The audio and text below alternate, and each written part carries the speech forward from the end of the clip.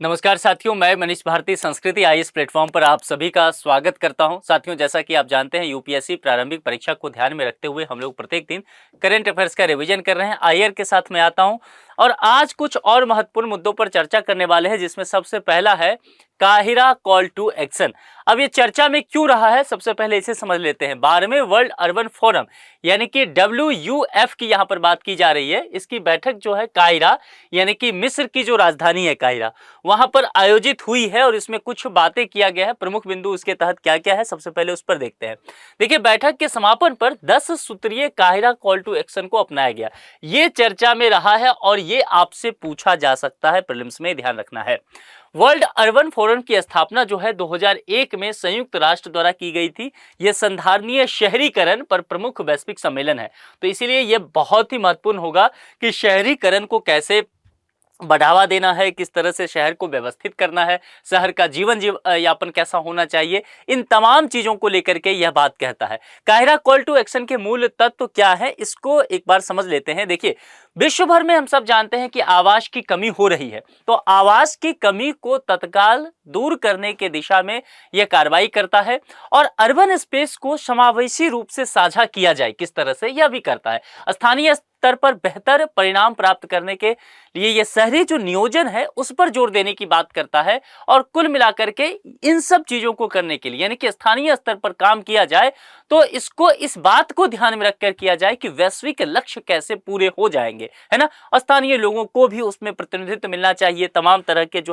जो stake holder हैं उसकी उसमें निश्चित तौर पर जगह होना चाहिए।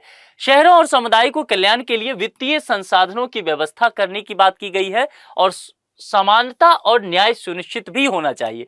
निर्णय लेने के लिए जो सबसे महत्वपूर्ण इसमें है ना, बार बार आप देखेंगे, वह स्थानीय और जमीनी स्तर के डेटा को लेकर के बात किया गया है कि आप स्थानीय प्रतिनिधित्व को शामिल कीजिए, स्थानीय डेटा को लीजिए, वहीं के लोगों की जो समस्या है वो उनके हिसाब से समाधान कीजिए और संधारणीयता के लिए परिसंपत्ति के रूप में संस्कृति और विरासत का उपयोग करने पर बात दिया गया कि शहर का निर्माण करना है, लेकिन इस शर्त पे नहीं कि संस्कृति और विरासत को पूरी तरह से खत्म करने की बात की जाए।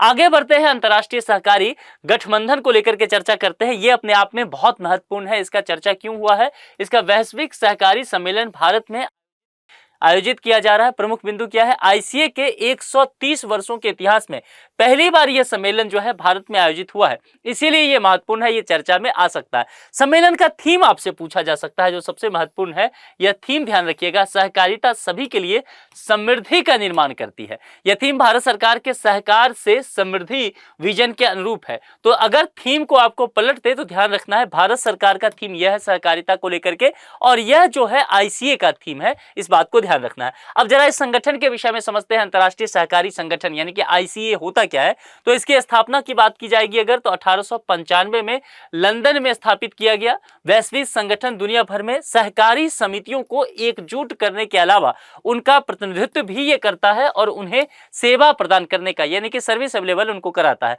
सदस्य की बात की जाएगी तो 105 देशों के 306 सदस्य संगठन जो है इसमें शामिल है। सहकारी आंदोलन के लिए सर्वोच्च संगठन के रूप में ये से अंतर्राष्ट्रीय सहकारी संगठन यानी कि आईसीए को जाना जाता है। यह क्या क्या करता है, तो सहयोग तो करता ही है, ज्ञान का आदान प्रदान भी करता है और निश्चित तौर पर एक वैश्विक प्लेटफॉर्म भी इन सहकारी समितियों को उपलब्ध कराता है। इसके बाद जो बहुत चर्चा में रहा है यह है ट्राइटन द्वीप, बहुत ज्यादा चर्चा में रहा है, चूंकि यहां से प्रश्न बनेंगे, इसलिए ज्योग्राफी के इस तरह के प्रश्न बनते भी हैं। हर साल आप पीवाईक्यू में देखते होंगे।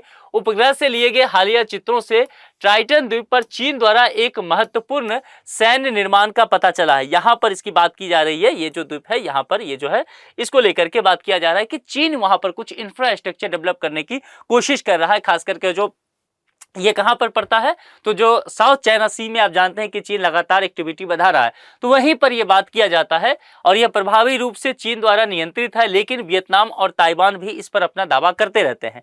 1974 के नौसैनिक संघर्ष के बाद चीन ने दक्षिण वियतनाम से पैरासेल्स अपने अधिकार में ले लिया था। ट्राइटन द्वीप पर सैन्य निर्माण दक्षिण चीन सागर में सैन्य प्रभुत्व स्थापित करने की चीन की रणनीति को दर्शाता है, जिसको लेकर के चाहे वो वियतनाम हो चाहे फिलीपींस हो, सभी इसका विरोध करते रहते हैं।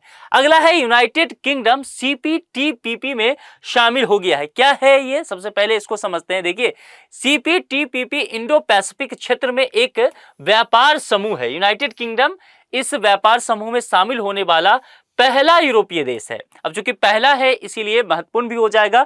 वर्ष 2023 में इस संगठन के पक्षकारों और यूनाइटेड किंगडम के बीच सदस्यता प्राप्ति प्रोटोकॉल यानी कि जो एक्सेशन प्रोटोकॉल था उस पर हस्ताक्षर हो गया है। उसके बाद जो है यूनाइटेड किंगडम का यहां से कहानी शुरू हो चुका है।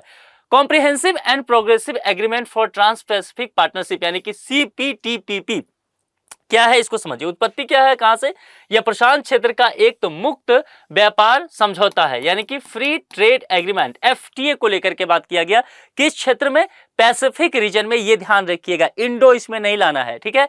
इस पर मार्च 2018 में चिली के सैंटियागो में मूल रूप से 11 देशों ने हस्ताक्षर किए। उस समय इसे ट्रांस पैसिफिक पार्टनरशिप TPP का नाम दिया गया था। वर्ष 2017 की अगर बात करेंगे तो संयुक्त राज्य अमेरिका TPP से अलग हो गया, ठीक है। बाद में शेष बचे सदस्य देशों ने एक अलग CPTPP पर समझौता यहां पर कर लिया।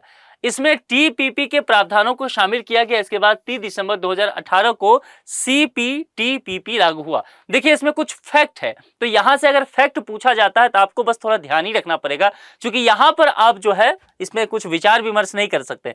सदस्य को लेकर के बात किया जाएगा तो यूनाइटेड किंगडम को मिलाकर इसमें कुल अब 12 सदस्य हो गया है। सदस्य देश जो इसमें शामिल है, अन्य सदस्य देश की बात करेंगे तो ऑस्ट्रेलिया है, कनाडा है, जापान है, New Zealand, Brunei, Chile, Malaysia, Mexico, Peru, Singapore और वियतनाम भी इसका मेंबर है। महत्व क्या है इसके सदस्य देशों का? कुल अगर यहां पर सकल घरेलू उत्पाद GDP की बात करेंगे तो वैश्विक GDP का लगभग ये कितना है? 15% है। यह ट्रेड ब्लॉक अपने सदस्य देशों के उत्पादों को 500 मिलियन से अधिक लोगों को वाले विशाल जो बाजार है, एक मार्केट है, वहां तक पहुंचाने में मदद भी ये करता है।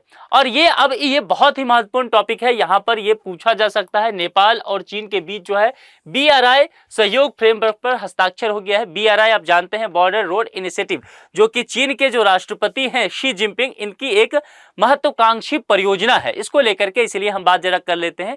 इस फ्रेमवर्क पर हस्ताक्षर से नेपाल BRI परियोजनाओं के क्रियान्वयन का मार्ग जो है वहां पर एक तरह से प्रशस्त हो गया। नेपाल 2017 में BRI में शामिल हो गया था। दोनों देशों ने ट्रांस हिमालयन कनेक्टिविटी नेटवर्क विकसित करने और इसके अलावा सड़क, रेलवे, एविएशन एवं पावर ग्रिड संबंधी अवसंरचना में सुधार के लिए भी यहां पर हस्ताक्षर किया है। पाकिस्तान और श्रीलंका आप जानते हैं कि पहले से ही BRI में शामिल है। Belt and road initiative BRI, जिसको कहा गया कि चीन का एक महत्वाकांक्षी योजना है। इसे 2013 में वन बेल्ट वन रोड के रूप में शुरू किया गया था। इसका उद्देश्य क्या है? भूमि और समुद्री नेटवर्क के माध्यम से एशिया को अफ्रीका और यूरोप से जोड़ देना है। इसमें क्या क्या शामिल है?